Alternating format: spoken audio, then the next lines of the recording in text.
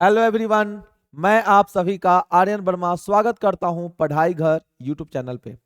जैसा कि आप देख पा रहे हैं, आज हम लोग का क्लास 2 है ग्रामर सेशन का। अगर आप इसके पहले वाले वीडियो नहीं देखे हैं तो उसे जरूर देखें, तो ही ये वीडियो आपको ज्यादा समझ में आएगा। अभी हम लोग फाउंडेशन तैयार कर रहे हैं इंग्लिश ग्रामर का, तो क्या कुछ सीखना होता है, बड़े ध्यान से आज की क्लास को समझे। और अगर वीडियो पसंद आए तो लाइक शेयर कमेंट करना ना भूलें। और चलिए आज के सेशन को स्टार्ट करते हैं एक अच्छे से क्वेश्चन लाइन के साथ। आप सभी के लिए ये लाइन लिखा गया है, बड़े ध्यान से पढ़ेंगे। हर इंसान के लिए लाइन है, everything is possible when you believe in yourself. अगर आपको खुद पे भरोसा है तो आप दुनिया की हर चीज जीत सकते हैं। तो ये एग्जाम क्या चीज होती है। चलिए तो आज के सेशन को स्टार्ट करते हैं। पिछले वीडियो में हमने बात किया था वर्ड को लेकर के कि अगर हम वोवेल और कॉन्सोनेंट्स को मिलाते हैं तो ये हमारा वर्ड तैयार होता है। और वर्ड में हम लोगों ने देखा था कि वर्ड हमारा बेसिकली यूनिट होता है, और उस यूनिट में हम लोगों ने 8 प्रकार से उसे कैटेगराइज किया था। आज हम जिस पहलू पे बात करने वाले हैं ये हमारा है सेंटेंस। तो बड़े ध्यान से इन सभी चीजों को समझते हुए चलिएगा सेंटेंस के बारे में। सेंटेंस क्या होता है आइए समझते हैं। बहुत इंपॉर्टेंट है सेंटेंस को अगर लेकर बात करते हैं तो सबसे पहले बात करते हैं सेंटेंस आखिर में होता क्या है। अगर हम इस सेंटेंस की बात करते हैं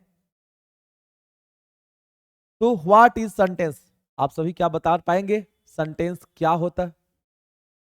अगर हम सेंटेंस को देखते हैं तो सेंटेंस का मतलब हमें क्या समझ में आता है। हम अगर इसका मीनिंग समझे तो हमने कहा एन अरेंजमेंट ऑफ वर्ड, शब्दों का जो हमारा अरेंजमेंट होता है उसे ही हम लोग सेंटेंस कहते हैं। शब्दों का जो अरेंजमेंट होता है उसे ही हम लोग क्या कहते हैं, सेंटेंस कहते हैं। अब इस अरेंजमेंट को जो पेपर है वो कई तरीके से पूछता है। जैसे अगर ध्यान दे तो सबसे पहला सवाल जिसे हम कहते हैं सेंटेंस इंप्रूवमेंट। सेंटेंस इंप्रूवमेंट के सवाल आपको ग्रामर सेक्शन से पूछे जाते हैं, ठीक है। दूसरा हमारा सेशन है, दूसरा हमारा इस टॉपिक से पूछा जाने वाला सवाल आपका सेंटेंस रीअरेंजमेंट।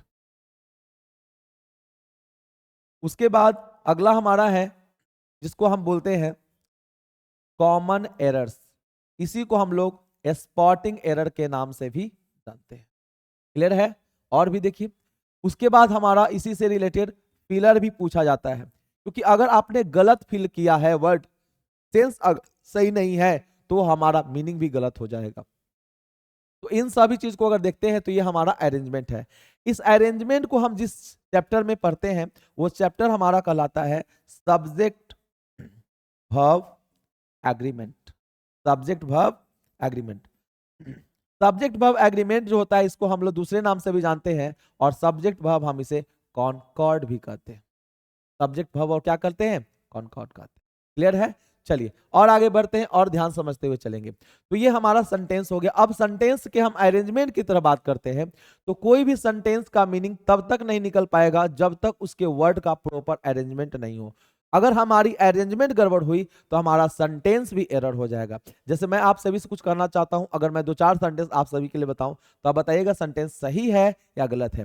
पहला सवाल हमने कहा मुझे काट कर सेव खिलाओ। मुझे काट कर सेव खिलाओ, बताइए ये सेंटेंस सही है। आप कहेंगे बिल्कुल भी नहीं सर, अगर आदमी को काट देंगे तो सेव किसको देंगे। हमने कहा मेहमान को प्लेट में रखकर खाना दो, बिल्कुल भी गलत है सर, मेहमान को तो प्लेट में रखेंगे नहीं, खाना को ऑब्वियसली रखेंगे, है ना। हमने कहा मेरे कुंवारे पापा ने एक लड़की देखी। अब आप कहेंगे सर पापा कुंवारे हैं या फिर लड़की कुंवारी है, समझ पा रहे हैं ना। तो इस मीनिंग का समझ में आ रहा है कि हमारा अरेंजमेंट सही होना चाहिए। अगर अरेंजमेंट सही है तो ही ये सेंटेंस होगा। जैसे अगर हम छोटा सा एग्जांपल लेने का काम करते हैं, हमने कहा एग्जांपल के तौर पर ही came here yesterday at 7 o'clock in the evening. अगर आप इसको देखने का काम करेंगे तो ये आपके सामने एक छोटा सा सेंटेंस लिखा गया है। अब इसका हमें अरेंजमेंट देखना है कि अरेंजमेंट हमारा सही है या नहीं सही है। तो अगर इस क्वेश्चन को देखते हैं तो हम इसके लिए अरेंजमेंट जो इस्तेमाल करेंगे, देखिए ये हमारा टाइम वर्ड है, ये हमारा टाइम वर्ड है, yesterday at 7 o'clock in the evening. हम कोई भी वर्ड को कहीं नहीं लिख देंगे, हम इसे जब अरेंज करते हैं तो हम इसे स्मॉल टू बिग लिखने का काम करेंगे, छोटे से बड़े तक इसको लेकर के जाएंगे। अब अगर देखा जाए तो इसका सही ऑर्डर क्या होना चाहिए, तो होना ये चाहिए एक्चुअली में हम इसको लिखेंगे ही केम हेयर, सारे के सारे टाइम वर्ड हैं, तो जो छोटा टाइम होता है उसे पहले लिखेंगे, तो छोटा टाइम हमारा 7 o'clock है क्योंकि ये कुछ ही सेकंड्स के लिए होगा, है ना। उसके बाद इन द इवनिंग, इससे हमारा बड़ा टाइम है तो हमने लिखा इन द इवनिंग, ठीक है ना। उसके बाद अगला हमारा है यस्टरडे जो कि 24 आवर्स का होगा, तो ये हमारा हो गया इससे भी बड़ा टाइम, तो ये हमारा सही ऑर्डर होगा। अगर ये लिखते हैं तो ये हमारा क्या है, गलत है। बात समझ पा रहे हैं, यानी जो भी आप देख पा रहे हैं ये हमारा सेंटेंस है। तो सेंटेंस कोई भी होता है उसका अरेंजमेंट ठीक होना चाहिए, अगर अरेंजमेंट सही नहीं है तो वो आपका सेंटेंस नहीं होगा। क्लियर है, चलिए तो आगे बात करते हैं और भी बात करते हैं। अब हम लोग को ये देखना है कि कोई भी सेंटेंस होता है उस सेंटेंस में क्या क्या होता है। तो आइए बात करते हैं सेंटेंस में आगे क्या क्या होता है। देखिए अगर हम लोग सेंटेंस को थोड़ा सा और ध्यान से पढ़ लें और ध्यान से समझें तो कोई भी सेंटेंस जो होता है ना, इसमें बेसिकली आपका मुख्य रूप से दो पार्ट्स होते हैं, दो पार्ट्स होते हैं। एक जिसे हम कहते हैं सब्जेक्ट, एक जिसे हम कहते हैं क्या, सब्जेक्ट, इसी को हम लोग डूअर के नाम से जानते हैं। क्लियर है, और दूसरा जिसे हम बोलते हैं प्रेडिकेट। एक हमारा सेंटेंस का सब्जेक्ट हुआ जिसे हम डूअर कहते हैं, और दूसरा हमारा क्या हुआ, प्रेडिकेट हुआ। अब जो सब्जेक्ट होता है, डूअर होता है, वो क्या होता है, तो हम इसके बारे में कह सकते हैं does of an action. Does of an action, कोई भी एक्शन को करने वाला जो होता है वही हमारा क्या होगा, तो ये हमारा सेंटेंस का सब्जेक्ट होगा। बात समझ पा रहे हैं, सेंटेंस का वो हमारा क्या होगा, सब्जेक्ट होगा। क्लियर है, चलिए तो डूअर को हम लोग बेसिकली, है ना, सेंटेंस का सब्जेक्ट कहते हैं। बात समझ पा रहे हैं, वही हमारा सब्जेक्ट है। अच्छा कुछ और देखते हैं, प्रेडिकेट क्या होता है। तो प्रेडिकेट जो भी हमारा वर्ब है, जो भी हमारा वर्ब है वो हमारा वर्ब ऑब्जेक्ट अदर वर्ड ये सब हमारा प्रेडिकेट है। वर्ब ऑब्जेक्ट, ठीक है ना, सब्जेक्ट वर्ब ऑब्जेक्ट। अब हम बात करते हैं बेसिकली ऑब्जेक्ट के बारे में और वर्ब के बारे में। तो पहले ऑब्जेक्ट देख लेते हैं। ऑब्जेक्ट को हम लोग कह सकते हैं क्या, receiver, receiver of an action, किसी भी एक्शन का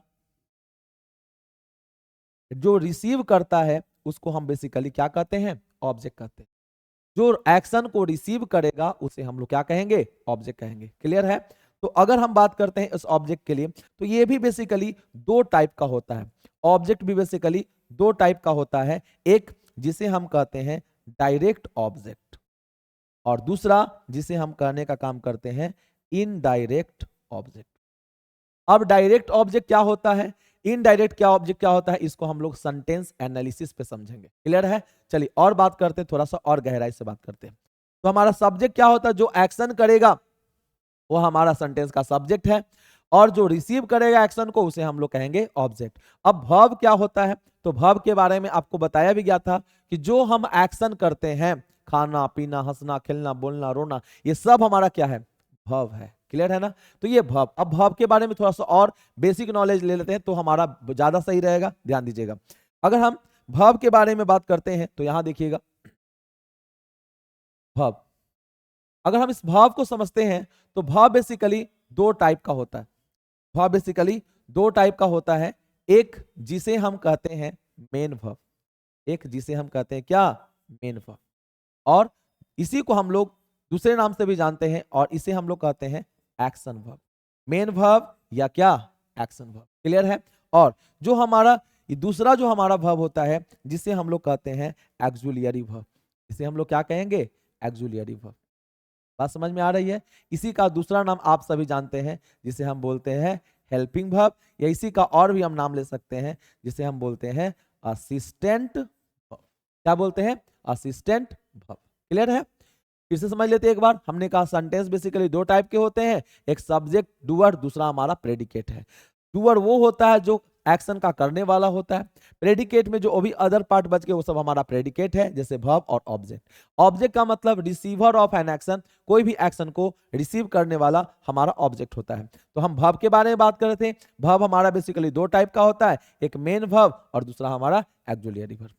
जो ऑक्सिलरी वर्ब होता है, अगर हम इसकी बारे में बात करते हैं, तो जो हेल्पर का काम करेगा वही सारा हमारा ऑक्सिलरी है। और ये भी बेसिकली दो टाइप के होते हैं, ये भी बेसिकली दो टाइप के होते हैं, ध्यान दीजिएगा। एक जिसे हम कहते हैं प्राइमरी ऑक्सिलरी और एक जिसे हम लोग कहते हैं मॉडल ऑक्सिलरी। एक जिसे हम कहते हैं प्राइमरी ऑक्सिलरी और एक जिसे हम लोग कहते हैं मॉडल ऑक्सिलरी। बात समझ में आ रही? प्राइमरी ऑक्सिलरी जो है इसकी टोटल संख्या 11 होती है और मॉडल ऑक्सिलरी की जनरली टोटल संख्या 13 होती है। ऐसे कुछ और भी मॉडल होते हैं और टोटल मिलाकर के ये आपका हेल्पिंग वर्ब जो होता है इसकी टोटल संख्या कितनी हो गई? 24 हो गई। अब हम इन सभी पे बात करेंगे कि प्राइमरी वर्ब, मॉडल वर्ब ये सब क्या होते हैं। प्राइमरी वर्ब के बारे में बात करते हैं तो आप जानते हैं प्राइमरी वर्ब क्या होता है। देखिए जरा ध्यान से, हम इसमें इस्तेमाल करते हैं बी, हैव, डू। ये हमारा 11, अगर इसको एक्सपेंड किया जाए तो ये हमारा 11 प्राइमरी ऑक्सिलरी होता है। और मॉडल ऑक्सिलरी जैसे कि can, could, may, might, shall, should, will, would, ये सब हमारा मॉडल ऑक्सिलरी है। ठीक है ना? तो चलिए अब थोड़ा सा और वर्ब के लेवल पे बात कर लेते हैं। आइए बड़े ध्यान से देखते हैं। वर्ब में अगर हम बात करते हैं तो जो भी हमारा वर्ब है उसके लिए हम लोग पढ़ते हैं फॉर्म्स ऑफ वर्ब। क्या पढ़ते हैं? Forms of verb. आइए समझते हैं फॉर्म्स ऑफ वर्ब क्या होता है। फॉर्म्स ऑफ वर्ब, देखिए अगर बेसिकली फॉर्म्स ऑफ वर्ब के बारे में बात करते हैं तो वर्ब के कितने फॉर्म होते हैं आप सभी कमेंट में बताएंगे कितने फॉर्म होते हैं वर्ब के। ठीक है ना? इसको मैं जरा इधर लिखना चाहूंगा। वर्ब के कितने फॉर्म होते हैं देखिए बड़े ध्यान से। वर्ब बेसिकली अगर हम इसके फॉर्म्स के बारे में बात करते हैं तो आप सभी कहते हैं कि सर वर्ब के बेसिकली 5 पैटर्न होते हैं। वर्ब के बेसिकली कितने पैटर्न होते हैं? 5 पैटर्न होते हैं। लेकिन अगर देखा जाए तो एक्चुअली में 5 पैटर्न नहीं होते हैं, वर्ब के 4 ही पैटर्न होते हैं। कौन कौन से पैटर्न होते हैं आइए बड़े ध्यान से देखते हैं। सबसे पहला इसमें जो हमारा है जिसको हम बोलते हैं प्रेजेंट। सेकंड जिसे हम बोलेंगे पास्ट। थर्ड जिसे हम बोलते हैं पास्ट पार्टिसिपल। ठीक है ना? Past participle. उसके बाद अगला हमारा है जिसको हम बोलते हैं प्रेजेंट पार्टिसिपल। ठीक है? Present participle.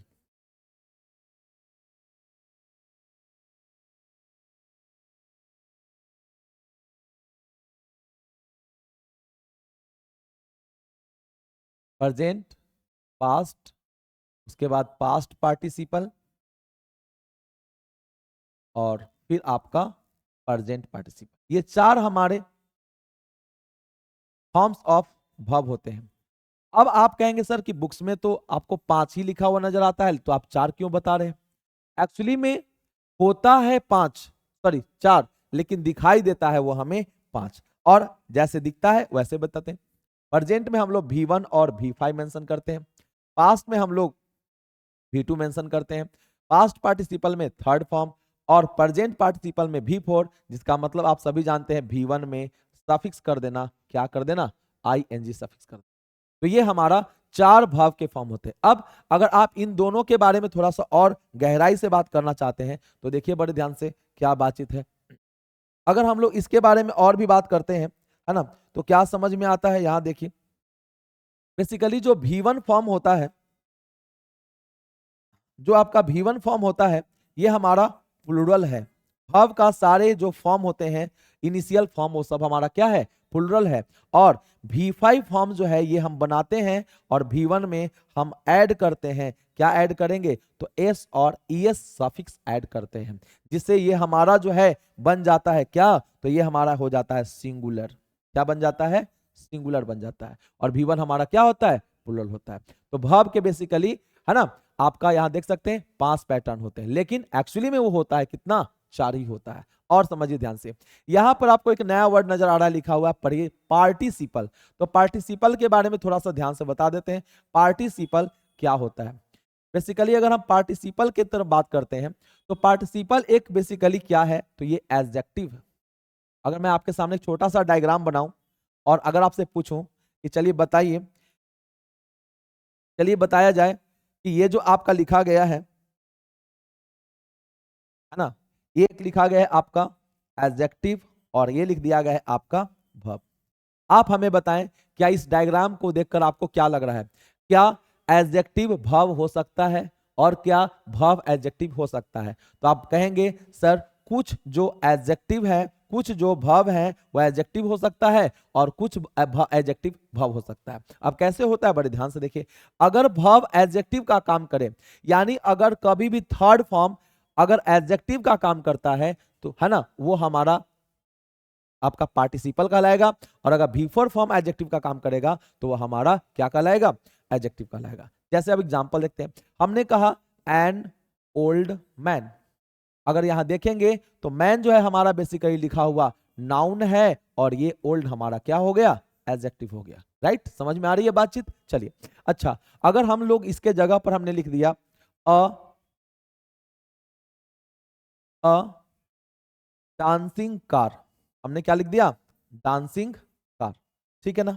डांसिंग कार हमने लिखा तो कार हमारा क्या हो गया, आप बताइए। आप कहेंगे सर कार तो हमारा नाउन हो गया और डांसिंग हमारा वर्ब का फोर्थ फॉर्म है, वर्ब का फोर्थ फॉर्म है, लेकिन ये काम कर रहा है एक एडजेक्टिव के रूप में, एक एडजेक्टिव के रूप में। तो हम इसे जो है क्या कहेंगे, तो इसे ही हम लोग पार्टिसिपल कहेंगे और इसे हम लोग वर्ब एडवांस नामक चैप्टर पे पढ़ते हैं। क्लियर है? चलिए और भी देखते हैं। हमने कहा एग्जाम्पल के रूप में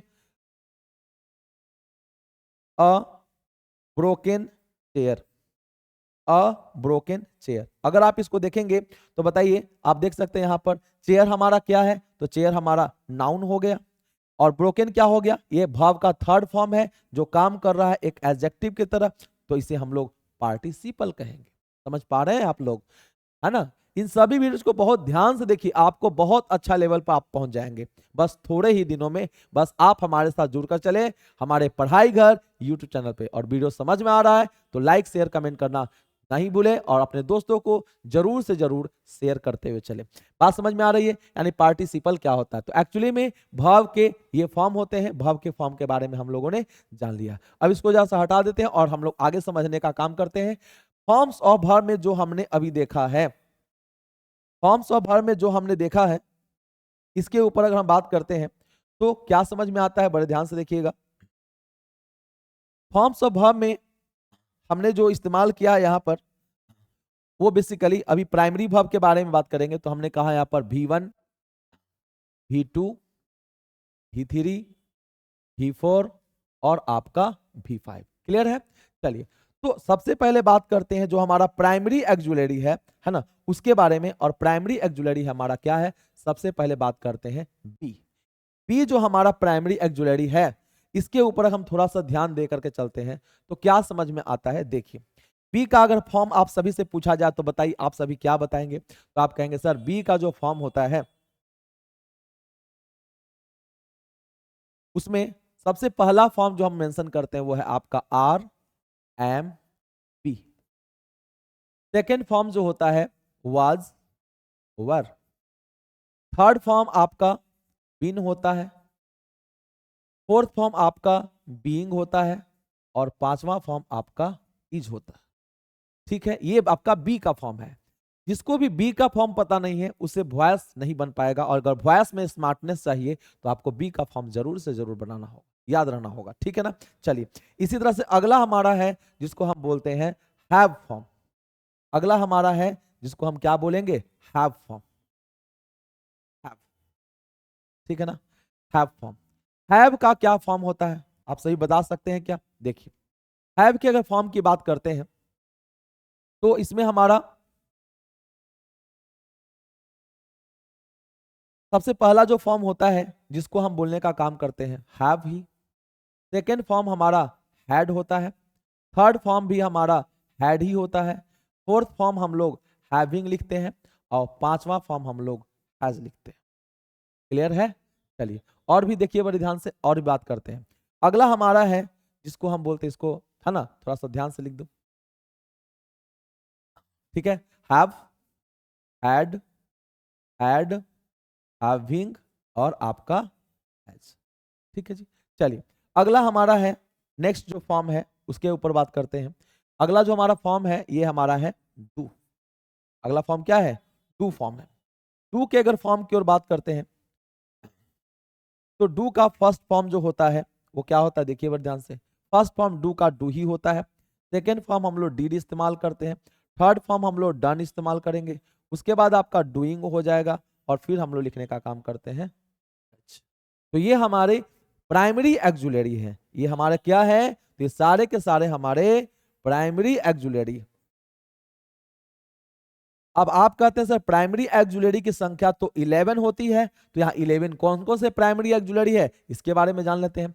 तो जो मैं है ना टिक आउट कर रहा हूं, जैसे कि आर, एम, वाज, वर, उसके बाद is, has, had, have, do, did, does, जितना भी मैंने टिक आउट किया है ये सारे के सारे हमारे प्राइमरी एक्जुलरी है जो अकेला इस्तेमाल होता है। बात समझ में आ रही है सभी को? तो ये हमारा फॉर्म्स ऑफ वर्ब हो गया। आई होप आप सभी को समझ आ रहा होगा बिल्कुल अच्छे तरीके से। चलिए अब आगे हम बात करते हैं, इन सभी को बार बार रिपीट करते हुए देखें और आपको बहुत अच्छे लेवल पे समझ में आएगा।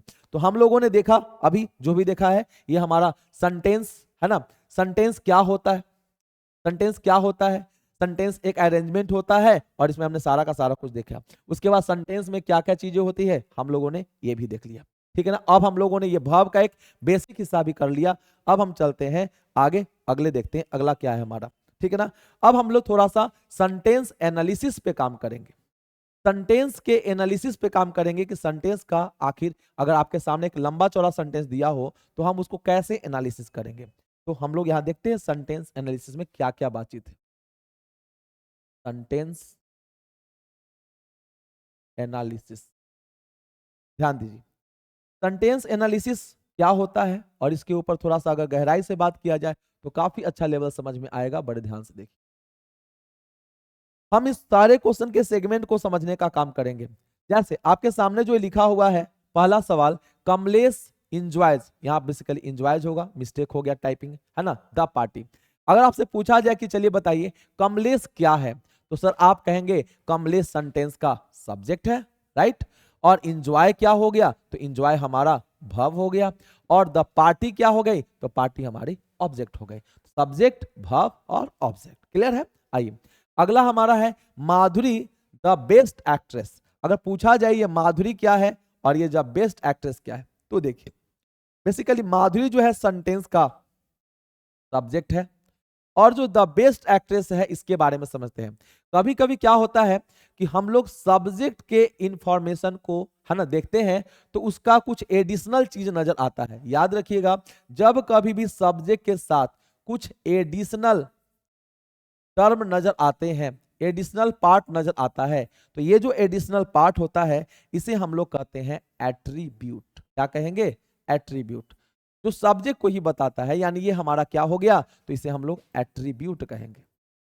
ठीक है ना। अच्छा, और ये ज्वाइंट क्या हो गया, तो सर ज्वाइंट हमारा वर्ब हो गया और जो ग्रुप लिखा है ये हमारा क्या हो गया, ऑब्जेक्ट हो गया। कोई दिक्कत नहीं है। आगे आइए, Sanjeev with his all friends, यहां फ्रेंड्स होना चाहिए।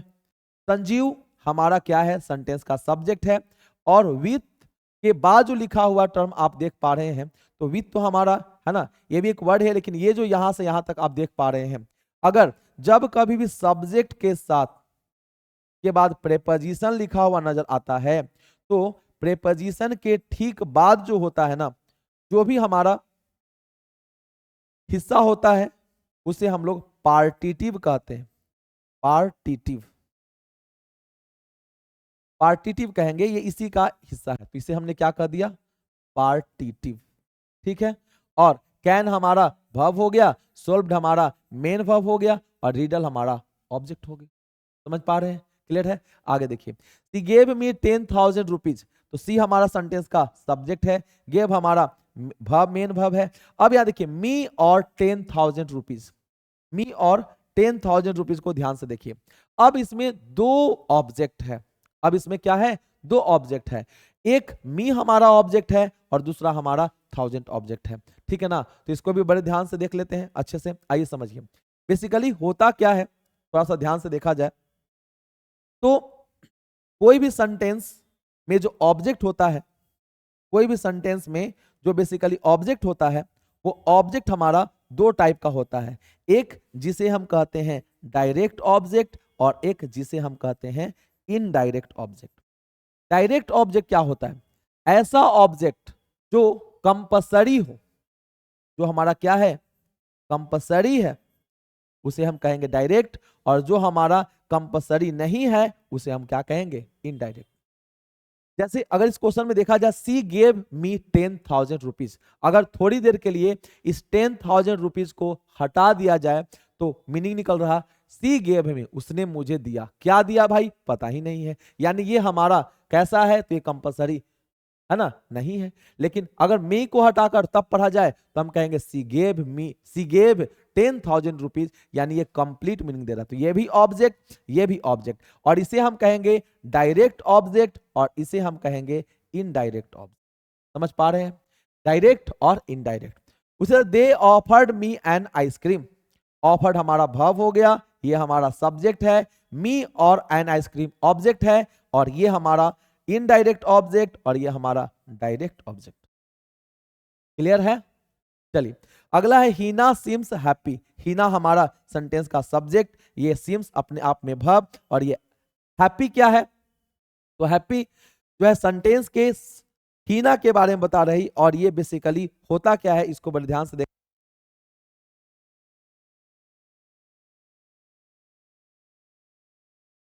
तो इसको देखते हैं, तो ये हैप्पी जो है हीना के बारे में बता रही, और इसे हम लोग बोलते हैं सब्जेक्ट, है ना, सॉरी, इसे हम लोग बोलेंगे एक क्या, तो एडजेक्टिव है जो इसी का इंफॉर्मेशन कंप्लीट कर रहा। समझ पा रहे हैं? तो ये हम लोगों ने सेंटेंस के ऊपर देखा कि किस तरीके से सेंटेंस होता है। क्लियर है सभी को? तो हम लोगों ने पूरे सेंटेंस को देखा है। अभी सेंटेंस में अभी और भी बातचीत है, सेंटेंस कितने तरह के होते हैं, सेंटेंस में अगर ये सारा वर्ड है इसका ग्रामेटिकल प्रोफाइल क्या है, कौन पार्ट्स ऑफ स्पीच है, इन सभी पहलुओं पर बात करेंगे। लेकिन आज के वीडियो में रखेंगे यहीं तक, फिर मिलते हैं नेक्स्ट वीडियो में आप सभी के साथ। आप सभी इन सभी को स्टडी करें और फिर अगली वीडियो का वेट करें। अगली वीडियो आपके लिए बैक टू बैक होगी, और फिर हम लोग सेंटेंस के काइंड्स और उसमें और भी काफी गहराई से बात करेंगे। तो मिलते हैं नेक्स्ट वीडियो में, तब तक के लिए good night, have a nice day, thank you very much.